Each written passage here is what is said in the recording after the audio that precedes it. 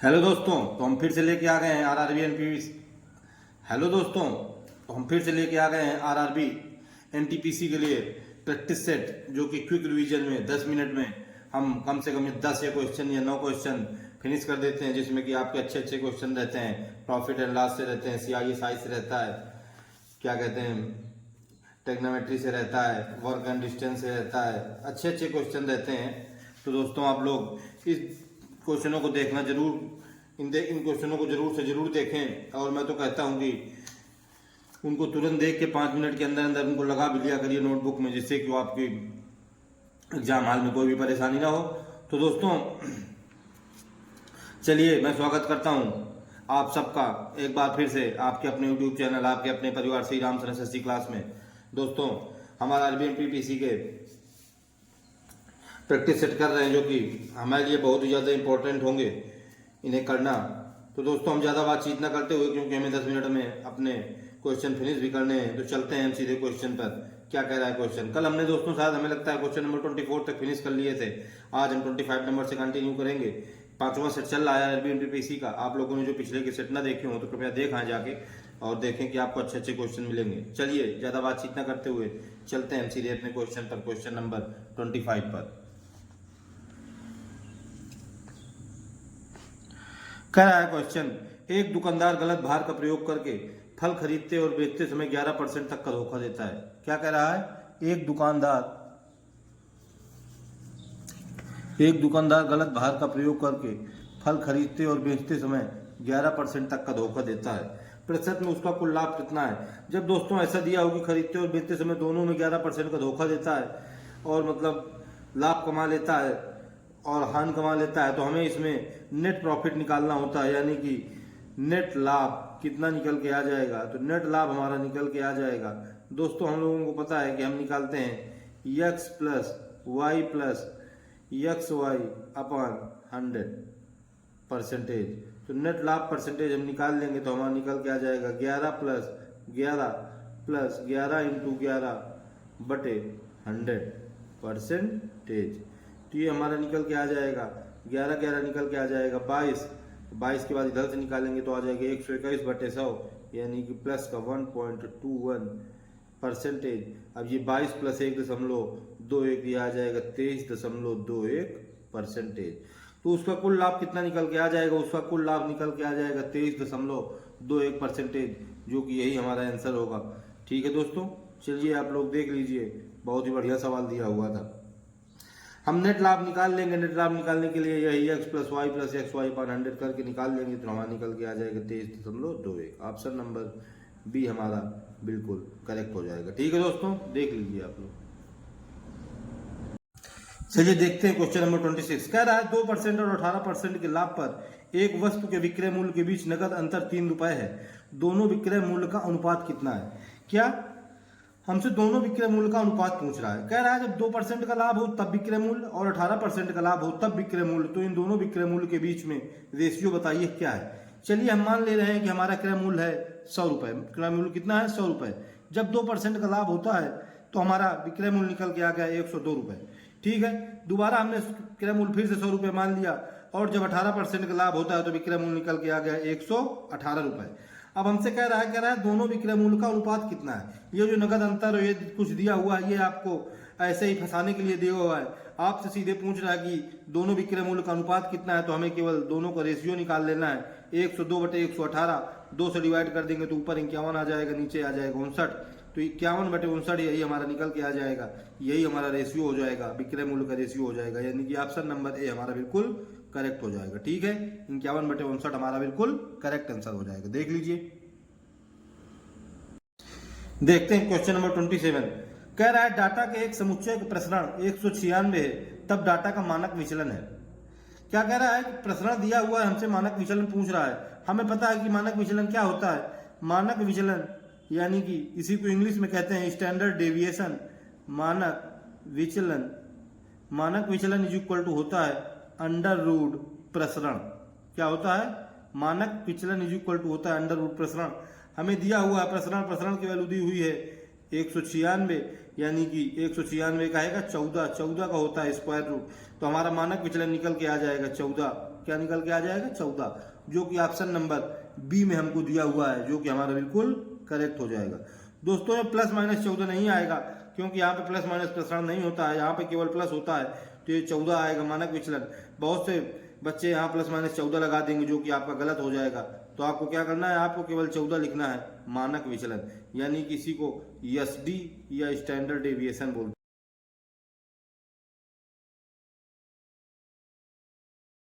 चलिए दोस्तों देखते हैं क्वेश्चन नंबर 28। कह रहा है एक सुराही में 2 छेद हैं। एक छेद अकेले सुराही को 9 मिनट में खाली कर देता है और दूसरा छेद अकेले सुराही को 16 मिनट में खाली कर देता है।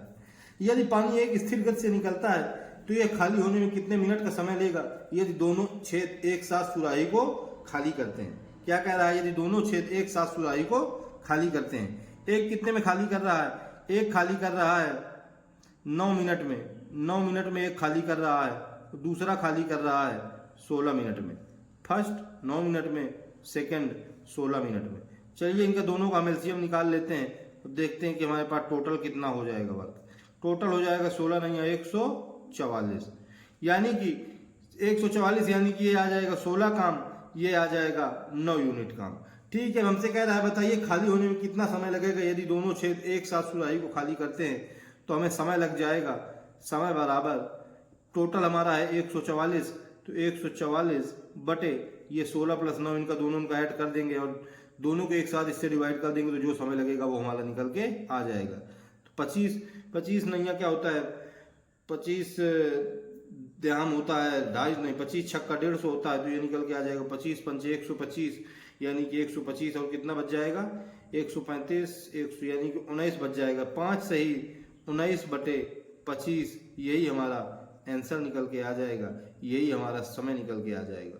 ठीक है, कैसे 25 पंचे 125, 25 छक्का 150 होता है, 6 का में तो 19 बटे 25।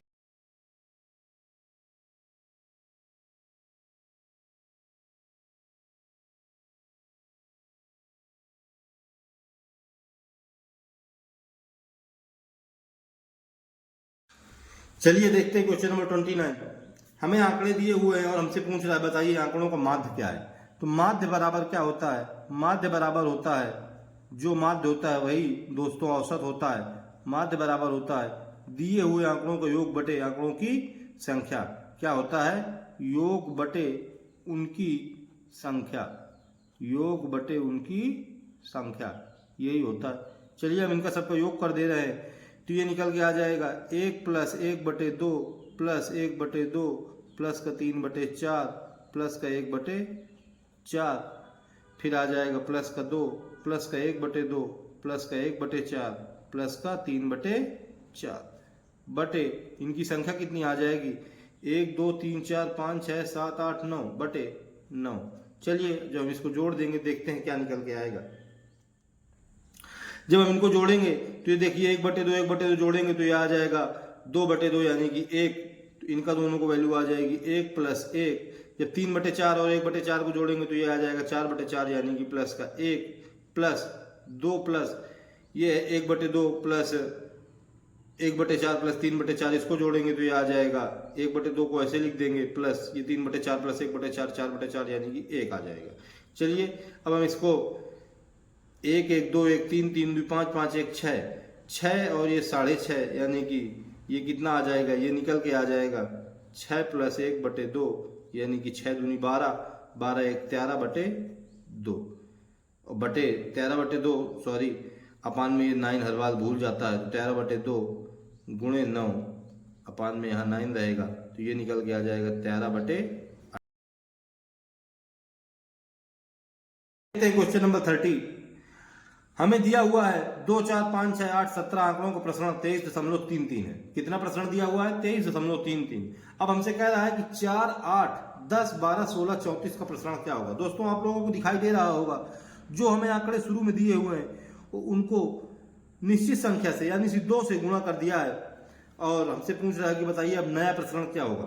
तो ये नया प्रसरण निकालने के लिए हम क्या करते हैं, अगर हमें ऐसा दिया हो कि आंकड़े पहले दिए थे और बाद में हमें कोई नए आंकड़े दे दे और उसमें किसी निश्चित संख्या से गुणा कर दे, तो हमें क्या करना होता है, उस निश्चित संख्या का वर्ग करना होता है और जो आंकड़ों को प्रसरण दिया है उससे मल्टीप्लाई करना होता है। तो हम क्या निकालेंगे, हम निकालेंगे नया प्रसरण बराबर नया प्रश्न हमारा क्या निकल के आ जाएगा, नया प्रश्न हमारा निकल के आएगा निश्चित संख्या का वर्ग,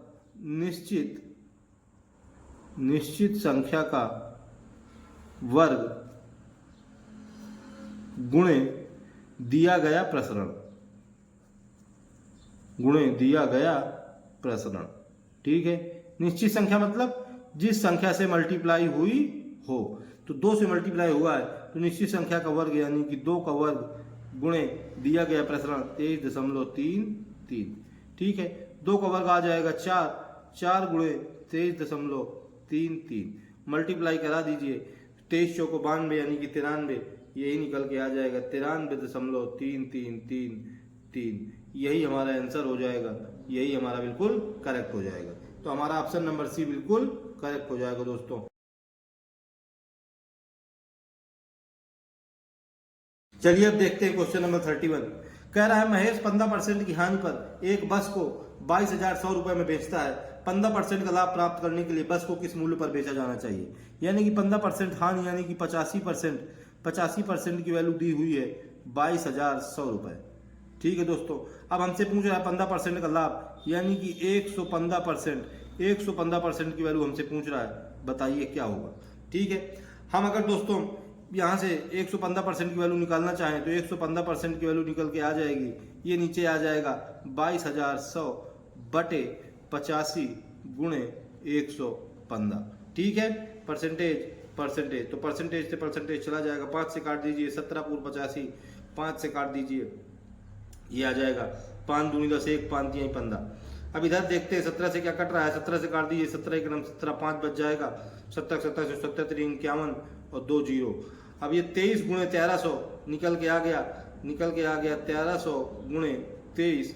चलिए 23 का मल्टीप्लाई करा दिए, 23 के 23 23 40, 23 3 का 69, 69 की 9 कैरी आ जाएगा 6, 23 का 9 23 6 29 और 2 जीरो, यानी कि 29,900 रुपए यही हमारा निकल के आ जाएगा। क्या निकल के आएगा? 29,900 रुपए निकल के आएगा, जो कि हमारा बिल्कुल करेक्ट ऑप्शन होगा 29,900 रुपए।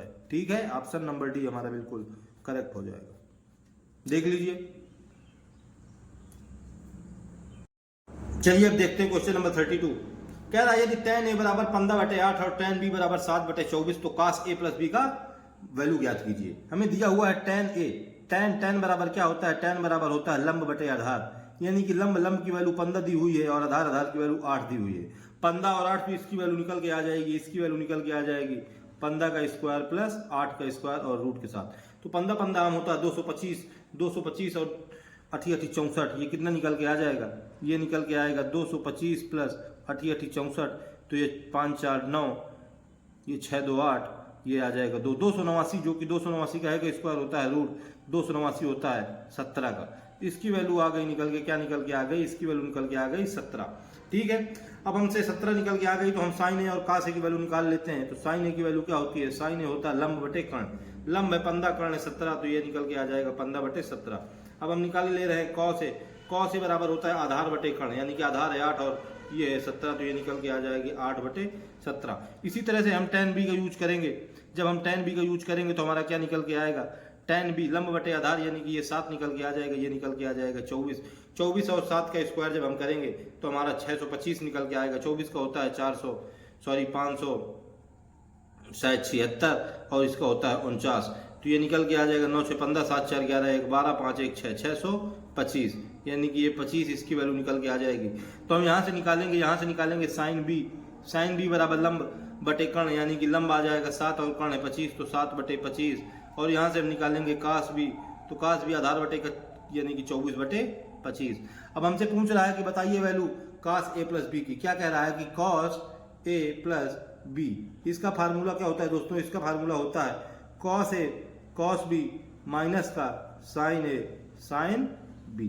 ठीक है, कास ए की वैल्यू हमने निकाल ली 8/17 इंटू कॉस बी की वैल्यू हमने निकाल ली 24/25 माइनस का साइन ए की वैल्यू हमने निकाल ली 15/17 इंटू साइन बी की वैल्यू हमने निकाल ली 7/25। ठीक है, चलिए अब ये एलसीएम दोनों के सेम है, तो ये ऊपर आ जाएगा 24 का मल्टीप्लाई करा दिए तो निकल के आ जाएगा 8 चौको 32, 8 दूनी 16 3 19, 192/25 का इसमें करा दिए 17 पूर्व 85 की 5 कैरी आ जाएगा 8, 17 दूनी 34, 8 42 425 माइनस का 15 सत्ते 105 बटे 425। 100 से 100 चला जाएगा तो ये 92 आ जाएगा, 92 में 5 और चला जाएगा तो निकल के आ जाएगा 87 बटे 425, जो कि हमारा करेक्ट ऑप्शन हो जाएगा, यही हमारा आंसर हो जाएगा। ठीक है दोस्तों, क्या निकल के आ जाएगा 87 बटे 425। दोस्तों अच्छा क्वेश्चन था, आप लोग इसको जरूर करें और अच्छे से करें, क्योंकि ऐसे क्वेश्चन आपको एग्जाम पेपर में, पेपर हाल में देखने को मिलेंगे। मैं बार बार कह रहा हूं दोस्तों, आप मेरी बात का यकीन करिए, आपको ऐसे क्वेश्चन जरूर मिलेंगे, तो इसलिए आप अच्छे से करें। ठीक है, चलिए देखते हैं नेक्स्ट क्वेश्चन। दोस्तों इस तरह से मैंने अपने 8 क्वेश्चन का एक बार फिर से आपको क्विक रिवीजन करवा दिया है, जिसमें कि मैंने टेक्नोमेट्री और CISI, प्रॉफिट लॉस और क्या कहते हैं मॉडर्न अंगणित और वो अच्छे क्वेश्चन आप लोगों को करा दिए हैं। आप देख लीजिए, आपको जिस तरह के क्वेश्चन आपको अच्छे लगते हो आप उसी तरह देखिए, अच्छे क्वेश्चन मैंने कराए दोस्तों। चलिए, तो आप लोग इन क्वेश्चनों को अच्छे से करिए और अपनी तैयारी को बहुत ही बेहतर बनाते चलिए। ठीक है दोस्तों, मैं आपसे यही कहूँगा कि अपनी पढ़ाई को अच्छे से करते रहिए और अच्छे से ध्यान लगा के, अच्छे से मन लगा कर काम करते रहिए, जिससे कि आपका सिलेक्शन हो जाए और आप अपनी पढ़ाई को फिर आगे कंटिन्यू कर सकें अपने मन से। ठीक है दोस्तों, तो चलिए अब ज़्यादा बातचीत न करते हुए आज के लिए इतना ही रखते हैं। ठीक है, जय श्री राम दोस्तों, मिलते हैं नेक्स्ट क्वेश्चन।